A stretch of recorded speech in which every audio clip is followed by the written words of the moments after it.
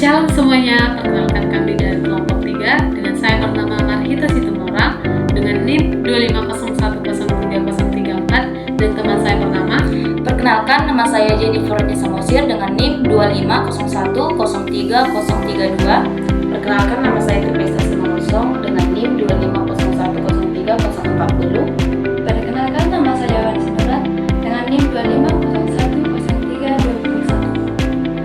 Baik, kami dari kelompok 3 di sini kami akan mempresentasikan dengan judul materi kami yaitu pelibatan orang tua dalam PAUD yang diampu oleh dosen Ibu Masnia Sitorus Pembo.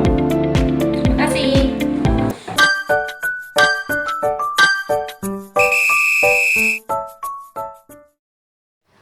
Yang pertama itu pelibatan orang tua dalam pendidikan Kristen anak usia dini. Pelibatan orang tua adalah kerjasama yang aktif, sinergi dan berkelanjutan antara orang tua dan lembaga pendidikan seperti sekolah, gereja dalam mendidik anak. Dalam konteks pendidikan Kristen ini, bukan hanya sekedar orang tua mengantar dan menjemput anak, melainkan orang tua itu menjadi pendidik utama dan pertama, sementara guru berperan sebagai mitra dan pendukung. Pendidikan imam tidak boleh berhenti di gerbang sekolah, melainkan harus berkelanjutan di rumah.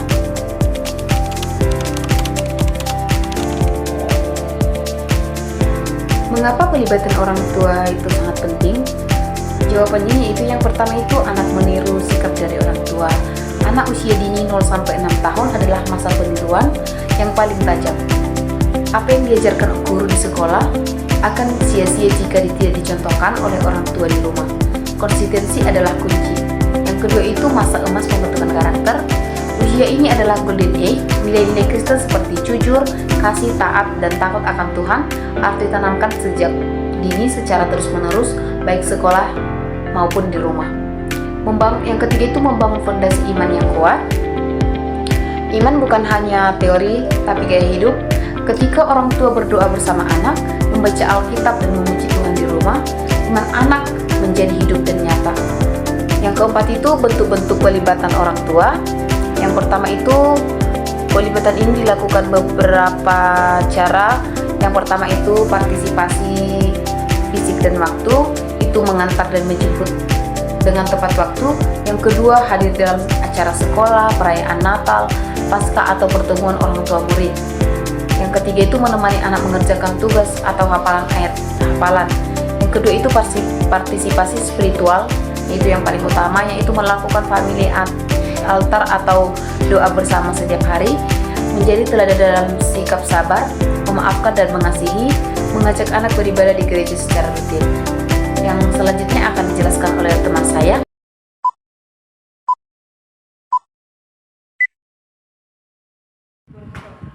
Baik, saya akan menjelaskan dari contoh-contoh nyata penerapan komunikasi intensif antara guru dan orang tua tentang si anak usia dini.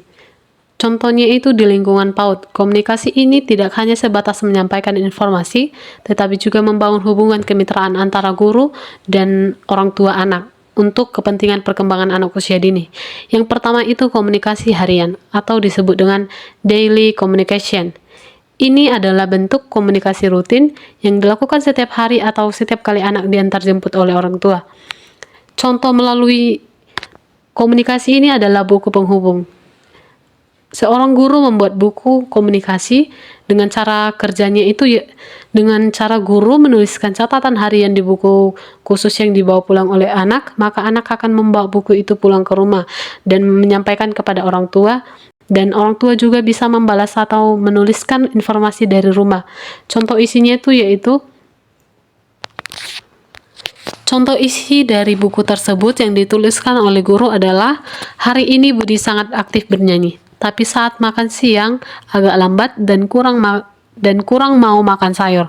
Lalu orang tua membalasnya dengan mengucapkan, terima kasih informasinya Ibu, di rumah Budi memang agak pilih-pilih makanan, nanti kami coba bicarakan lagi. Contoh yang kedua yaitu percakapan singkat saat menjemput anak atau doorstep talk. Cara kerjanya itu guru menyempatkan waktu 1-2 menit berbicara secara langsung dengan orang tua saat menjemput anak. Contohnya itu, guru menyampaikan bahwa hari ini Ani bisa menyusun balok tinggi sekali, imajinasinya bagus sekali. Apakah di rumah biasanya Ani suka main seperti ini, Pak? Itu adalah contoh percakapan orang tua dan guru saat bertemu. Dia menunjukkan video kita buat dia. Yang selanjutnya itu adalah contoh pertemuan melalui pertemuan formal. Pertemuan yang dijadwalkan secara rutin oleh guru untuk orang tua agar dapat membahas perkembangan anak secara mendalam. Pertemuan orang tua dan guru itu disebut dengan Parents Teacher Meeting atau disingkat PTM. Frekuensinya itu biasanya dilakukan 3-4 kali dalam setahun atau setiap akhir semester. Kegiatannya itu guru mempresentasikan hasil asesmen atau penilaian perkembangan oleh anak. Contohnya itu perkembangan motorik, kognitif, dan sosial.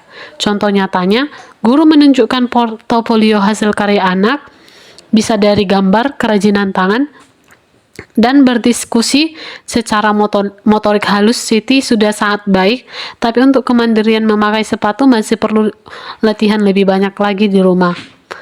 Home visit itu kunjungan ke rumah. Cara kerjanya itu guru datang ke rumah anak dengan jadwal yang disepakati. Tujuannya melihat lingkungan tempat anak tinggal dan berdialog langsung dengan keluarga. Contohnya itu guru datang, melihat bagaimana interaksi anak di rumah, dan memberikan saran cara bermain yang edukatif yang sesuai dengan kondisi ruang di rumah tersebut.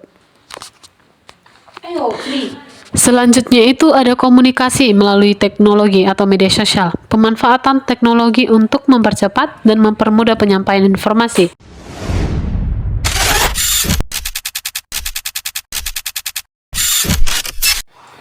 Masalah perkembangan anak harus dapat terdeteksi dan ditangani bersama. Pada masa anak usia dini 0-6 tahun merupakan periode emasculine age yang sangat menentukan kualitas perkembangan anak di masa depan. Pada masa ini, otak berkembang sangat pesat sehingga anak sangat peka terhadap berbagai stimulasi. Namun tidak semua anak berkembang sesuai dengan tahapan usianya. Beberapa anak dapat mengalami keterlambatan atau gangguan perkembangan. Jika tidak segera terdeteksi dan ditangani, maka dapat berdampak pada kehidupan anak di masa depan, seperti kesulitan belajar, masalah sosial, hingga gangguan emosional.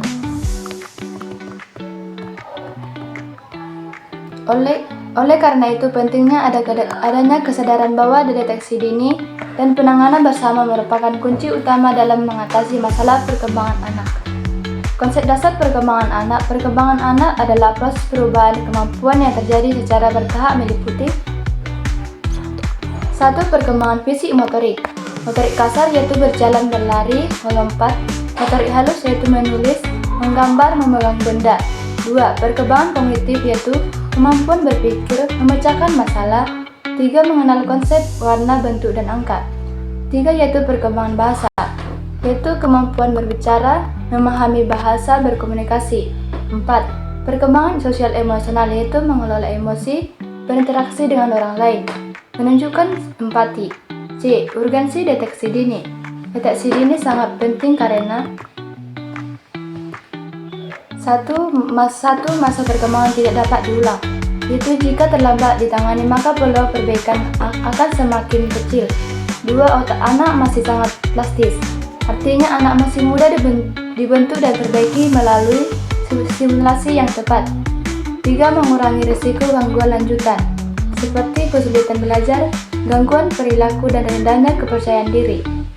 Jenis-jenis masalah perkembangan anak. Berikut beberapa gangguan yang ditemukan. 1. Keterlambatan bicara atau speech delay. Anak belum bisa berbicara sesuai usia, sulit menyusun kata. 2. Gangguan spektrum autisme, yaitu kurang kontak mata, tidak responsif terhadap lingkungan, perilaku repetitif. 3. ADHD atau gangguan pemusatan perhatian dan hiperaktivitas, yaitu sulit fokus, sangat aktif, impulsif. 4. Keterlambatan motorik, terlambat berjalan, koordinasi tubuh lemah. 5. Gangguan sosial emosional, mudah marah, sulit beradaptasi, menarik diri dari lingkungan. Faktor-faktor masalah perkembangan yaitu masalah perkembangan dapat dipengaruhi oleh 1. Faktor internal, yaitu genetik, kondisi kesehatan sejak lahir, gangguan neurologis. 2. Faktor eksternal, yaitu kurangnya stimulasi, pola asuh yang tidak tepat, lingkungan yang kurang mendukung gizi buruk.